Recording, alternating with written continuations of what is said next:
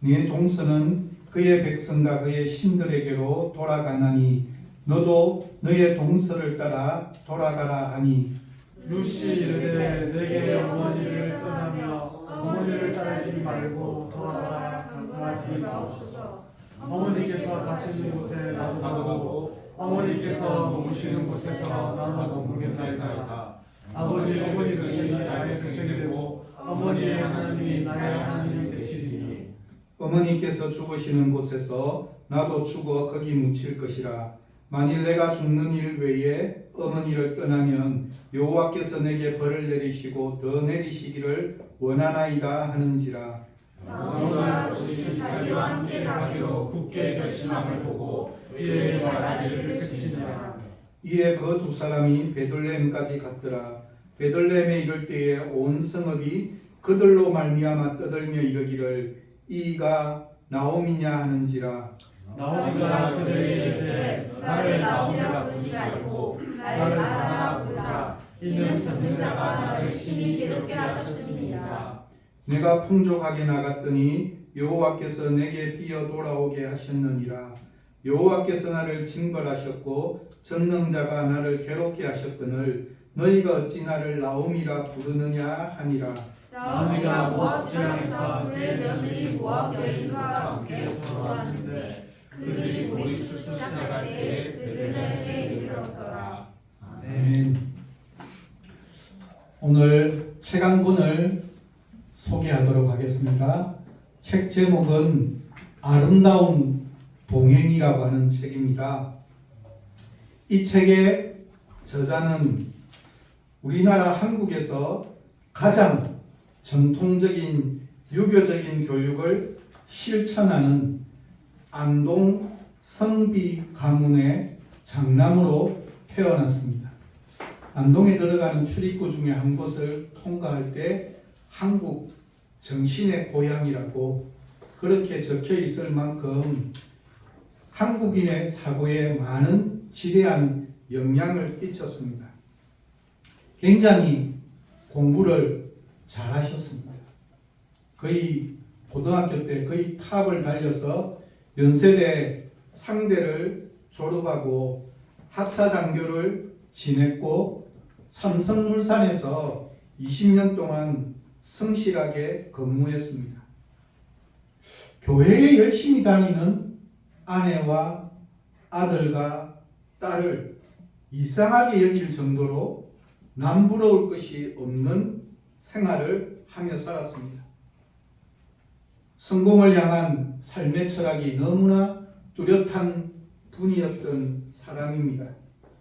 그래서 임신한 아내에게 칼국수 한 그릇, 아이들에게도 새옷 한 벌도 사주지 않을 만큼 굉장히 짠돌이 같은 인색한 삶을 살았습니다. 뿐만 아니라 아주 사소한 것 하나 실수하는 것을 용납하지 않는 완고한 성품 탓에 가정에서는 항상 왕따를 당하기가 일쑤였습니다. 1990년대 초반에 구조조정에 휘말리게 되면서 명예퇴직이라고 하는 인생에 있어서 처음으로 겪게 되는 너무나 고통스러운 삶을 맞이했습니다. 이때 아들 찬이의 권유로 교회에 출석하기 시작합니다. 그러나 여전히 설교 시간에는 도저히 알아들을 수 없는 말이었습니다. 이때까지 살아왔던 삶과 너무나 다른 이야기를 들으면서 졸음이 쏟아질 정도로 지루했습니다.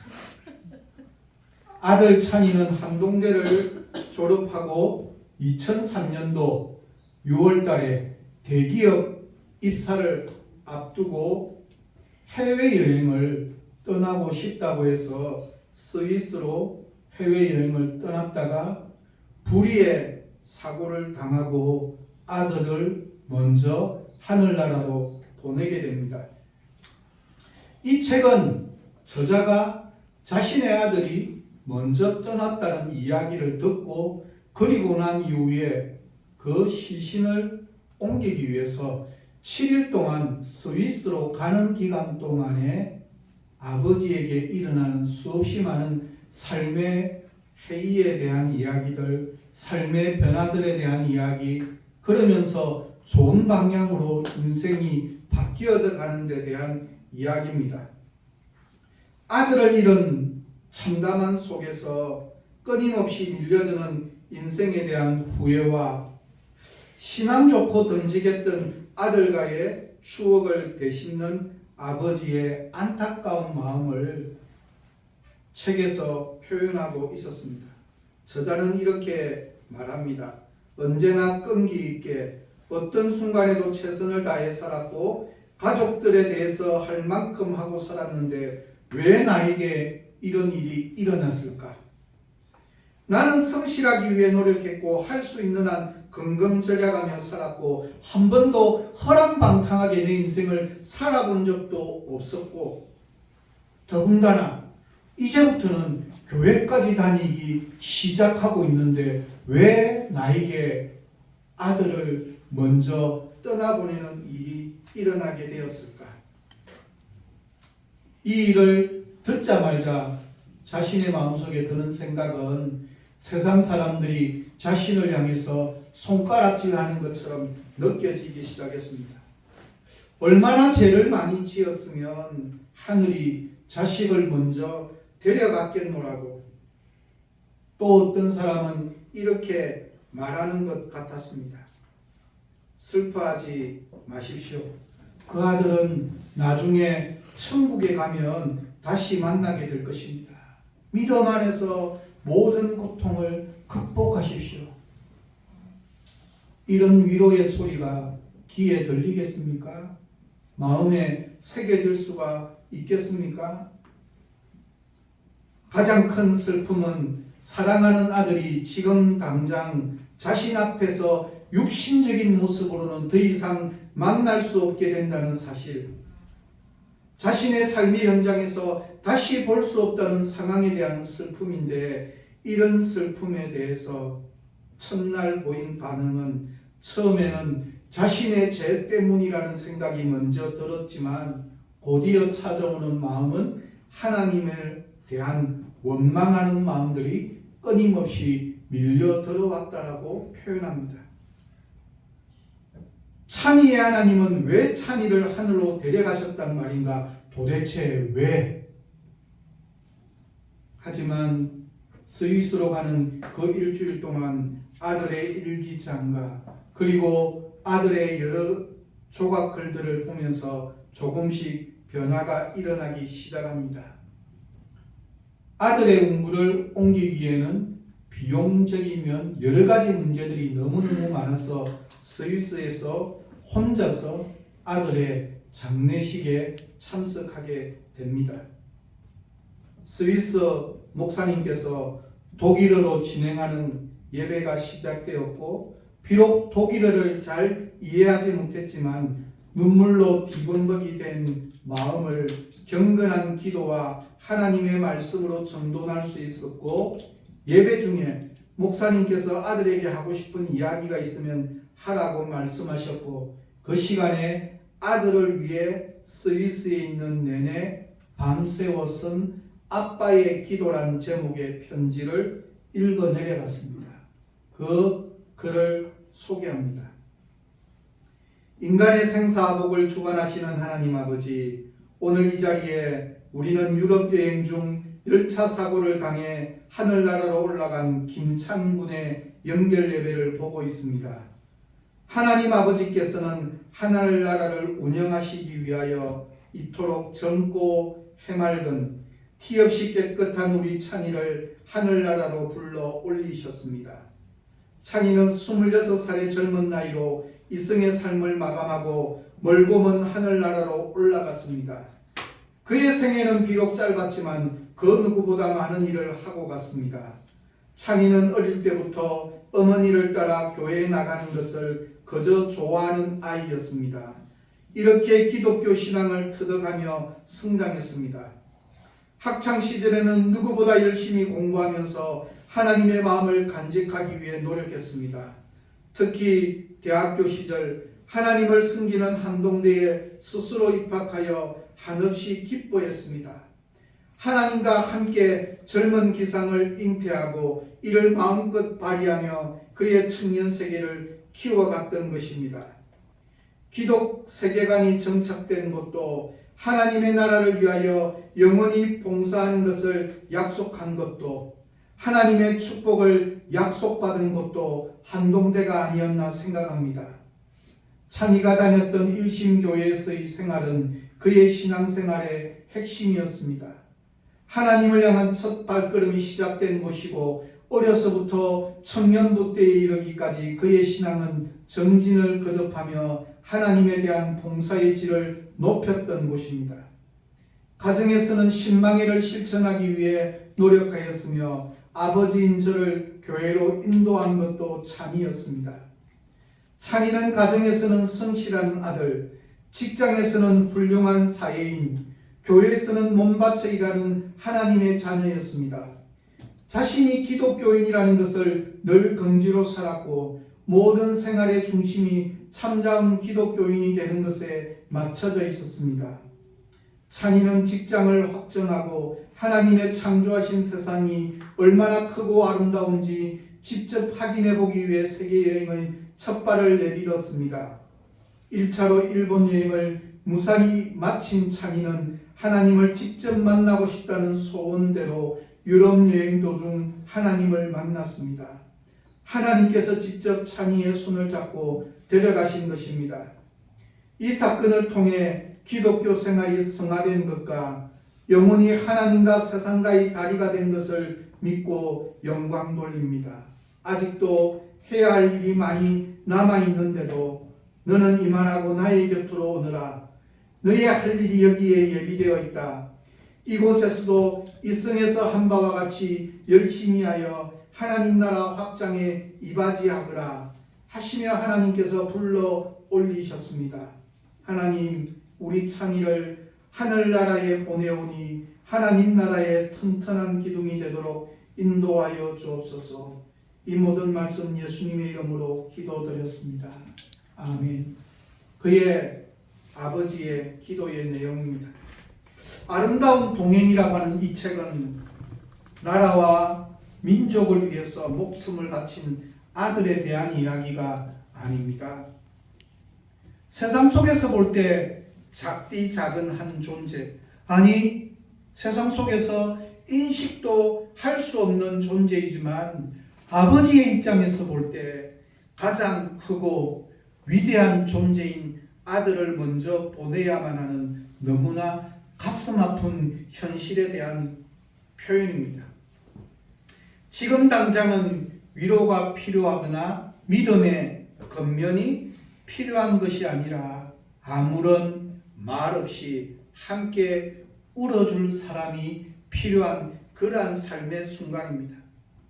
그러한 순간 가운데 누군가 나에게 다가와서 참된 위로가 무엇인지 소망이 무엇인지를 들려주고 있는 이야기, 그 이야기가 바로 룻기의 이야기입니다. 함께 울어줄 사람이 필요한데 그 일을 하나님께서 친히 찾아오셔서 그 일을 해주고 계신다는 내용입니다. 사랑하는 남편과 두 아들을 먼저 떠나보내고 좌절하고 낙담하고 그 어떤 일도 스스로 선택할 수 없는 절망의 순간 가운데 하나님께서 친히 먼저 찾아오셔서 돌보시고 계심을 듣게 하심으로 약속의 땅으로 돌아가고 싶은 마음이 들게 되었습니다. 그래서 시어머니 나오미는 결심하게 됩니다.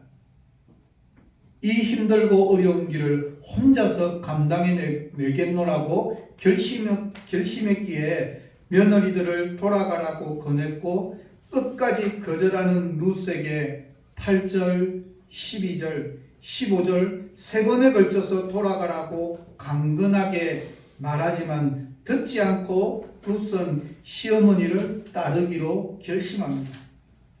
16절과 17절의 표현은 위대한 믿음의 표현이지만 사실은 이 내용을 자세히 살펴보면 극히 소박합니다. 다른 사람이나 인류를 생각하고 결단한 것도 아닙니다. 듣는 사람도 단 한 사람뿐이 없는 시어머니 한 사람입니다. 더군다나 루시 품은 그 뜻이 위대하거나 원대한 것이 아니라 한 어머니를 향한, 더구나 친어머니가 아닌 시어머니를 향한 초라하고 어설프기까지 할 수 있는 믿음의 표현입니다. 앞으로의 큰 비전도 아니고 그저 원하는 것은 어머니와 함께 하시는 그 어머니와 나도 함께 하겠노라고 하는 표현입니다. 사실 우리는 룻기의 결론의 이야기를 알고 있기에 이것을 위대한 믿음의 표현이라고, 놀라운 믿음이라고 말할 수 있지만, 결과를 모르는 룻에게는 그냥 시어머니 한 분만 잘 모시겠노라고 하는 표현입니다. 내가 이 순종으로 말미암아서 다음에 내가 위대한 이스라엘의 영웅인 다윗의 정조모가 되어야지 라는 믿음이 아니라는 사실입니다. 그 결과에 대한 것은 하나님께서 베푸신 은혜이고, 룻은 지금 당장 너무나 초라한 존재인 시어머니, 그 누구도 의지할 곳, 기댈 곳 하나 없는 그 시어머니, 자신의 주변에서 볼 때 가장 연약한 존재인 그 시어머니, 그 시어머니와 함께 하시는 하나님과 더불어 함께 하겠노라고 하는 너무나 작디 작은 소박한 믿음의 표현입니다. 그 믿음의 표현을 하나님께서 듣고 계셨고, 하나님께서 그것을 인정해 주신 것이고, 하나님께서 룻을 다윗의 정점으로 맞아두셨다는 사실입니다. 오늘 본문의 중요한 표현 중에 하나인 19절을 보면 19절은 이렇게 표현합니다. 이에라는 말로 시작하고 있습니다. 이 이에라고 하는 말은 나오미의 모든 구구절절한 사연을 다 압축한 표현입니다. 한마디로 오늘 본문이 있기 전까지의 모든 슬픔을 표현하는 말이 바로 이에라는 말입니다. 앞에까지 본문 속에 6명의 이름이 직접 등장했는데 그 중에 나오미와 룻만이 이 고향 땅 베들레헴으로 돌아왔다는 것을 가르쳐주고 있는 표현입니다. 다른 사람들은 어떻게 되었습니까? 3명은 먼저 떠났고, 한 명의 며느리는 자신의 고향을 찾아서, 자신의 신을 찾아서 시어머니 따르는 것을 포기하고 자신이 머물고 싶은 곳에 머물게 되었습니다. 이제부터 펼쳐질 이야기는 나오미와 룻으로부터 시작되어집니다. 하나님의 나라로 들어가는 그 길은 누구에게나 모든 사람들에게 열려 있는 내용입니다. 그러나 하나님의 뜻에 따라서 하나님 나라의 삶의 스타일을 따라 살려고 하는 사람들은 많지 않다는 사실입니다. 룻이 희생을 각오하고 시어머니를 따랐던 것처럼 우리들의 삶, 우리들의 신앙도 아무리 초라한 환경이라도 하나님이 어떤 분인지를 기억하고 하나님과 함께하는 사람들과 더불어 함께하는 것이 바른 믿음의 표현입니다. 우리는 외형적으로 예수를 잘 믿는 척 할 수도 있고, 경건의 모양을 지닐 수도 있고, 하나님의 사람처럼 행동할 수도 있습니다. 패션 모델처럼 근사하고 우아한 자태로 얼마든지 신앙생활을 흉내낼 수는 있습니다. 하지만 내 영혼과 마음이 그리스도께 사로잡혀서 그분과 더불어 사는 기쁨 속에 빠져들어가는 것은 결코 쉬운 일이 아닙니다. 왜냐하면 하나님이 주시는 은혜의 간격은 잠시 잠깐이고, 내 인생에서 포기해야 될 많은 부분들이 너무나 크게 다가오기 때문입니다. 이런 나오미와 룻에게 19절 말씀을 보니까 이렇게 이야기합니다. 온 성읍이 그들로 인하여 떠들며 이르기를 이가 나오미가 아니냐 하는지라. 온 성읍이 떠들었다고 하는데 이 말은 소란스러웠다는 뜻이 아니라 나오미를 격하게 큰 소리로 반겨주고 환영하며 맞아주었다는 뜻입니다.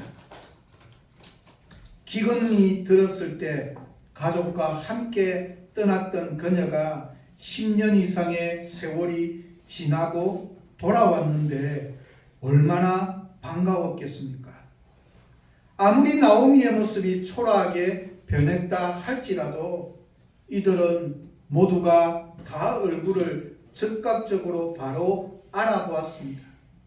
모압에서 지난 10년의 세월 동안 다른 고생은 말하지 않더라도 사랑하는 남편과 두 아들을 잃은 것만으로도 나오미는 자신의 나이보다 훨씬 늙어버렸을 텐데 그렇게 찌들린 모습으로 나타났으나 베들레헴의 여자들은 나오미의 얼굴을 정확하게 알아보았습니다. 그런데 놀라운 것은 이들은 얼굴을 기억하였을 뿐만 아니라 나오미의 귀향을 너무나 기쁘게 환영하고 있다는 사실입니다. 우리들의 모습을 한번 돌아볼까요? 경제적으로 힘들고 어려운 삶을 살아가는 가운데 힘들고 어려운 여러 가지 환경들을 만남으로 인해서 지치고 피곤하고 힘든 상태로 교회에 왔다는 사실입니다. 회사의 일로, 가정의 일로, 학교의 일로, 직장의 일로, 친구들의 일로 우리 모두는 지치고 힘든 상태에서 결단하고 교회에 나온 우리 모두는 영육 간의 상처를 입고 방황을 경험했던 사람들이므로 우리 모두에게 마음의 안식과 위로가 필요한 사람들입니다. 베들레헴 사람들이 나오미와 룻을 반긴 것처럼 우리도 예배드리는 우리 모두를 기쁜 마음으로 맞이하고 관심을 가질 수 있어야만 합니다. 마치 나 자신이 예수 그리스도를 믿고 구원의 즐거움에 참여하는 마음으로 그들을 따뜻하게 대할 수 있는 마음의 여유가 있어야만 합니다. 주님께서는 어떻게 보면 지금도 잃어버린 한 영혼이 돌아오기를 간절히 기대하고 계시는 것처럼 우리 한 영혼 한 영혼이 하나님을 향해서 온전히 바르게 알아가기를 원하는 통로로 우리의 이웃들, 우리의 친구들, 같은 성도들을 사용하시며 위로를 베풀고 있다는 사실입니다. 그런데 이런 환영하는 베들레헴 사람들에게 나오미는 자신의 처지를 어떻게 말하고 있습니까? 20절 말씀해 보니 이렇게 이야기합니다. 나를 나오미라 칭하지 말고 마라라고 부르라. 그렇게 이야기합니다. 나오미는 기쁨의 뜻이라고 이야기했습니다. 사랑과 기쁨의 뜻을 의미합니다. 마라는 괴로움이라는 뜻을 담고 있습니다. 나오미의 입장에서는 그들의 반가움이 환영이 느껴지지 않았습니다. 나오미는 스스로 생각하기를 어려움이 다가왔을 때 피했지만 그들은 어려움을 겪으며 그 과정을 잘 견디내고 이겨내었기에 이들은 마치 자신에게 베푸는 위로가 그에게는 진정으로 다가오지 못했습니다. 그래서 고향 사람들은 오랜만에 보는 나오미가 반가웠지만 나오미는 남편과 두 아들을 잃어버린 것으로 인해 돌아온 비운의 여인으로 슬픔과 고통과 괴로움만이 가득했기에 그는 그렇게 느끼고 있습니다. 성공한 사람은 여유로운 마음으로 실패한 사람을 맞이할 수 있습니다. 하지만 실패를 맛보고 고통을 맛본 사람은 피해의식을 느끼며 자기 자신을 더욱더 학대하고 있는 모습인 것과도 똑같습니다. 그래서 나오미는 자신을 말하라고 괴로움으로 불러달라고 그렇게 이야기합니다. 당신들이 나를 나오미라 부른다면 나는 더 슬플 것입니다. 나를 그렇게 부르지 마십시오. 나의 상처난 마음을 건드리지 말아달라고 이야기하는 것처럼 느껴지기도 합니다. 이런 나오미의 심정이 얼마나 괴롭고 슬펐으면 이렇게 표현했겠습니까? 나오미는 인생에서 실패하고 돌아온 나고자의 서러움을 조금도 숨기지 아니하고 있는 그대로 토로했습니다. 그래서 자신의 마음이 신이 괴롭다는 사실을 계속해서 강조합니다. 20절을 보면 전능자가 나를 심히 괴롭게 하셨습니다. 21절에도 전능자가 나를 괴롭게 하셨다라고 표현했습니다. 나오미는 하나님에 대해서 최고 극치의 표현을 사용하고 있습니다. 인생의 나고자가 느끼는 서러움을 적어도 전능자가 되시는 하나님께 있는 그대로 자신의 마음을 내려놓고 있는 표현입니다. 이런 나고자의 서러움을 가진 사람은 많은 사람들이 아무리 기뻐하고 환영하고 위로하고 베풀어주고 반겨주는 마음에 대해서도 부정스러울 수밖에 없음을 느낍니다.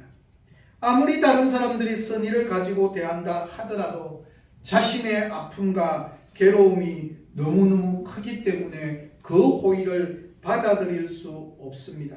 그래서 나오미는 21절에서 너희가 어찌 나를 나오미라 칭하느냐라고 말하고 있습니다. 특별히 어찌라고 하는 단어 속에는 그러한 분위기가 굉장히 깊이 숨겨져 있습니다.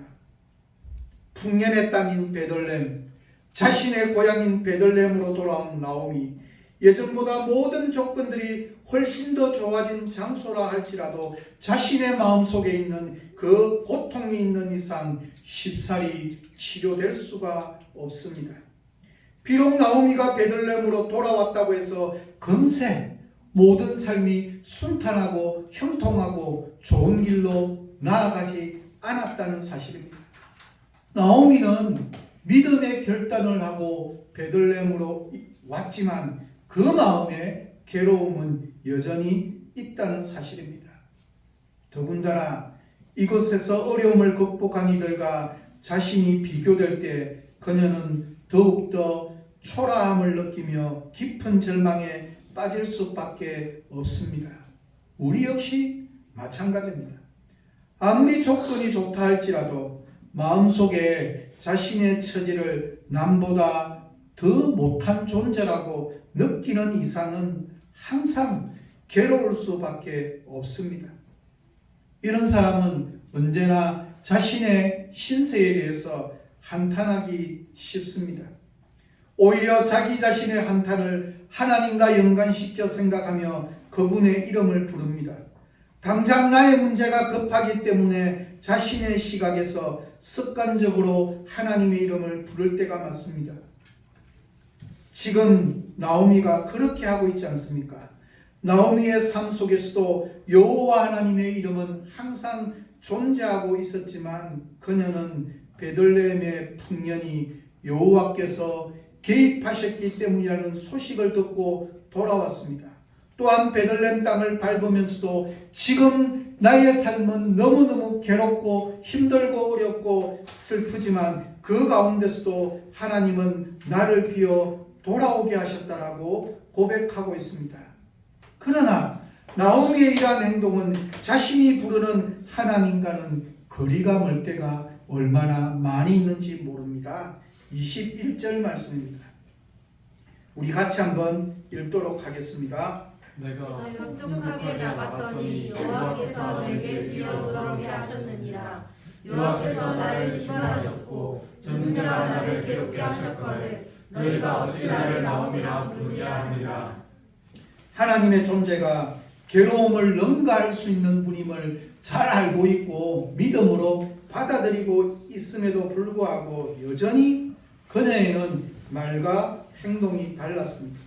입술로는 하나님의 이름을 부르지만 그 마음속에는 여전히 괴로움이 쌓여 있습니다. 그러나 이 괴로움과 한탄이 하나님 앞에서 내려놓는 부르짖음이었기에 하나님께서 이 문제 가운데 개입하시기 시작합니다. 혹시 우리도 하나님을 입술로만 이름뿐인 전능자로만 알고 있는 것은 아닙니까? 그렇다면 우리들은 습관적인 그리스도인, 이름뿐인 그리스도인이 될 수밖에 없습니다. 하나님을 찬양하고 그분의 이름이 나오는 설교를 듣고 수없이 그분의 이름을 부르며 기도해도 우리의 마음속에 하나님이 어떤 분이신지가 정확하지 않다면 우리는 외형적이고 외식적인 그냥 교회에 다니는 형식만 가진 그리스도인에 불과합니다. 우리를 한번 돌아봅시다. 하나님의 이름을 너무나 쉽게 부릅니다. 내 마음속에 하나님이 어떤 분이신지 정확하게 알고 진정한 마음으로 기도하고 찬양하며 말씀을 듣고 있는지에 대해서 우리는 스스로 점검해 보아야만 합니다. 이제 오늘 본문의 핵심인 22절 말씀을 통해 저는 아주 중요한 신앙의 원리에 대해서 설명하기를 원합니다. 22절 말씀에 보니 이들이 베들레헴에 돌아온 때가 보리 추수 시작할 때라고 설명하고 있습니다. 이때는 보리 추수를 거두는 시기는 가난하고 힘들고 어려운 사람들에게는 아주 조그마한 이삭이라도 주울 수 있는 다행스러운 기회였습니다. 보리 추수기는 그들에게 한 가닥 소망입니다. 나오미와 룻이 돌아오면서 이것을 과연 계산하면서 돌아왔을까요? 결코 그렇지 않습니다. 나오미와 룻에게는 하루라도 빨리 고향으로 돌아오고 싶은 마음이 있었습니다. 왜냐하면 하나님께서 친히 자신들의 문제에 개입하시고 고향 땅에 좋은 소식이 들렸기 때문입니다. 빨리 오기를 원했습니다. 그렇다면 이들이 이런 것을 위해 기도하며 돌아왔을까요? 정확하게는 알 수는 없지만 성경에서 표현하고 있지 않습니다. 이들은 단지 풍년이 들었다는 소식만을 듣고 하나님의 말씀에 순종하면서 베들레헴으로 돌아왔을 뿐입니다. 저는 이것이 아주 중요한 신앙의 원리라고 생각합니다. 똑같이 일어나는 삶 가운데서 보리 추수 시작할 때라고 하는 하나님께서 이 문제 가운데 자신의 인생을 어떻게 인도해 주시는지 하나님이 어떤 분인지를 깨달아가는 계기가 되는 사건이었다는 사실입니다. 우리가 잘 아는 성경의 인물 중에서 꿈의 사람이 있습니다. 누구입니까? 요셉입니다. 요셉은 아주 어릴 때 형제들이 곡식단에 절하고 별들이 절하고 심지어는 부모로 해석하는 해와 달까지 자기에게 절하는 꿈을 꾸었습니다. 그래서 많은 사람들이 이렇게 이야기합니다. 요셉처럼 꿈을 갖자. 요셉은 그 꿈을 가지고 살았기 때문에 이집트의 국무총리가 되었다. 우리 모두 요셉처럼 꿈을 가지고 살자. 그래서 비전을 가지고 살자. 꿈을 꾸면 이루어진다. 이것이 과연 맞는 이야기일까요? 성경은 결코 그렇게 이야기하지 않습니다. 요셉은 분명히 꿈을 꾸었습니다. 그런데 그 꿈을 꾸고 난 뒤 많은 세월이 흐른 후에야 자신의 형제들이 국무총리가 된 자기 앞에서 무릎을 꿇고 절을 하는 그 순간이 되었을 그때야 비로소 알게 되는 것입니다. 요셉이 애굽으로 팔려가서 13년 동안 종살이 옥살이를 했습니다. 그리고 7년 동안 풍년이 들었습니다. 흉년이 들어서 죽을 때가 되어서 형들이 왔으니 그 꿈을 꾼 지 최소한 24년이 지났을 때의 이야기입니다. 창세기 42장 9절에서 이렇게 이야기합니다. 요셉이 그들에게 대하여 꾼 꿈을 생각하게 되었다라고 말씀하고 있습니다. 자신에게 절하는 형님들의 모습을 보면서 비로소 요셉은 예전에 꾸었던 그 꿈을 기억하게 되었다는 뜻입니다. 요셉은 한 번도 그 꿈이 자신의 인생을 이끌어가는 삶의 모토가 된다라고 생각하지 않았습니다. 그 꿈을 자신의 인생의 목표로 삼지 않았습니다.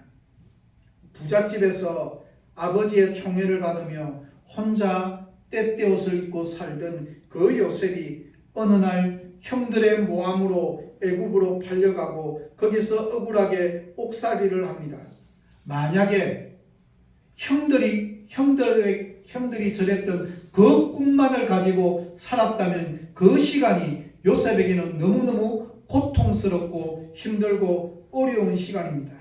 그 상태를 모면하기 위해서 이런저런 방법으로 도망치기 위해서 궁리만 생각하며 살았다면 어떻게 보면 종살이와 옥살이를 이기지 못하고 정신병자가 되었을 것이 분명합니다. 그러면 요셉에게는 무엇이 있었습니까? 창세기 39장 2절은 이렇게 말씀합니다. 여호와께서 요셉과 함께 하심으로 그가 형통한 자가 되어 거주인 애굽 사람의 집에 있으니, 요셉은 한 번도 어떤 상황 속에 처한다 할지라도 그 꿈을 생각하면서 그 꿈을 이루어 줄 거야 라고 기대하고 원하며 살았던 것이 아닙니다. 그는 한 번도 그 꿈을 자신의 인생의 목표로 정하고 살지 않았습니다. 만약에 그렇게 살았다면 요셉은 정말 그 시간들이 얼마나 힘들고 어려웠을까? 그는 어떤 상황 가운데서라도 자신과 함께 하시는 하나님이 어떤 분인지를 깨달았고 발견했고 볼 수 있었고, 그 하나님께서 자신을 이끌어감을 절대적으로 신뢰하며 살았습니다. 그래서 마침내 그는 옥살이도 견딜 수 있었고 종살이도 이겨낼 수 있었습니다. 꿈이 아니라 자신과 함께 동행하여 주시는 그 하나님이 어떤 분인지를 깨달았기에 그는 이겨낼 수 있었습니다. 그리고 마침내 그가 당시 인류를 기근에서 구할 수 있는 하나님의 충분한 모든 능력을 갖추게 되었을 때 하나님은 요셉을 통하여서 인류를 구원하신, 애굽을 구원하시고 이스라엘을 구원하시는 하나님의 계획을 실현하셨다는 사실입니다. 역시 나오미도 마찬가지입니다. 나오미가 하나님의 말씀에 순종하여 베들레헴에 돌아오면서 자신의 처지에 대해 한탄하며 원망하며 살아가고 있지만, 하나님께서 이 나오미 자신도 기대하지 않았던 놀라운 하나님의 계획을 하나하나 하나님께서 베풀고 계심을 오늘 본문 말씀은 우리에게 소개하고 있습니다. 이것은 하나님이 어떤 분인지를 깨닫고 하나님의 말씀에 순종하고 하나님만을 의지하며 살아가기를 원하는 사람들만이 맛볼 수 있고 누릴 수 있는 너무나 큰 은혜입니다. 하나님께서 우리에게 베풀어 주시는 사랑은 항상 내가 원하는 계획을 세우는 것보다 훨씬 더 크고 놀라운 방법으로 우리를 인도하여 주시고 우리에게 은혜를 베풀어 주시고 사랑을 베풀어 주십니다. 그것이 바로 오늘 본문에서는 보리 추수 시기에 돌아올 수 있도록 하나님께서 인도하심으로, 하나님께서 이 일을 통해서 이제 다음 주에는 보아스의 밭에서 일하게 하시는 하나님의 놀라운 방법들을 하나하나 루시 하거나 나오미가 하는 것이 아니라 하나님께서 친히 임재하시고 동행하시고 함께 일하시고 하나님께서 그 일을 책임져 주심을 설명하고 있는 내용입니다. 저는 이제 말씀을 마무리합니다. 사랑하는 우리 청안교회 성도 여러분, 나오미와 루시 베들레헴에 도착하자마자 모든 문제들이 해결된 것은 결코 아니었습니다. 하지만 이 여전히 힘들고 어려운 상황 가운데 여전히 나오미는 불평할 수밖에 없을 만큼 힘들고 어려운 상황 가운데서도 하나님께서 계속해서 간섭하시고 함께 하시고 더 깊은 은혜들을 체험하도록 하나님께서 친히 역사하여 주고 계신다는 사실입니다. 이것은 나오미와 룻이 대단하기 때문이 아니라 하나님이 위대하신 사랑을 가지고 계신 하나님, 전능하신 하나님이기에 가능한 일입니다. 그런데 놀라운 것은 이런 것들이 나오미와 룻이 힘들고 어려운 모압에서의 삶의 자리에서 털고 일어나서 하나님께서 베푸시는 은혜가 무엇인지를 기억하고 그 말씀을 들음으로 말미암아 듣고 난 이후에 즉각적으로 순종함으로 말미암아서 베들레헴으로 돌아오기에 가능한 일입니다. 우리는 이 땅을 살아가면서 내가 어떤 사람이 될 것인가 목표를 세우는 것 중요합니다. 그리고 내가 앞으로 돈을 얼마나 많이 벌어서 하나님 나라를 위해서 어떻게 사용하겠다는 것 중요합니다. 그러나 이것보다 더 중요한 것이 있습니다. 나는 하나님이 어떤 분이신지, 나에게 어떤 은혜를 주시고 무엇이라고 말씀하시는지, 내 삶 속에서 일어나고 있는 아주 사소한 변화 속에서 이것이 하나님께서 나와 함께하여 주시고 하나님께서 인도하여 주시는 하나님의 방법임을 깨닫는 믿음의 눈을 가지고 그 믿음으로 말미암은 아름다운 지금의 보기에는 알 수 없는 믿음의 결과이지만 작디 작은 하나님의 선하신 손길에 전적으로 순종하는 작디 작은 순종을 통해서 하나님께서 놀라운 일을 베풀어 가시는 것입니다. 나오미는 한 번도 룻이든 한 번도 이 뒤의 결과를 기대하고 원하면서 어떤 순종이 일어난 것이 아닙니다. 내 삶 속에 틀림없이 너무나 작디 작은 일 속에서 하나님이 어떤 분이신지, 나와 함께 하시는 하나님의 은혜가 무엇인지, 하나님의 사랑이 무엇인지를 틀림없이 경험하도록 만드십니다. 그것을 깨닫는 믿음의 눈을 가지기를 소망합니다. 우리가 믿는 하나님은 천지를 말씀으로 창조하신 분이십니다.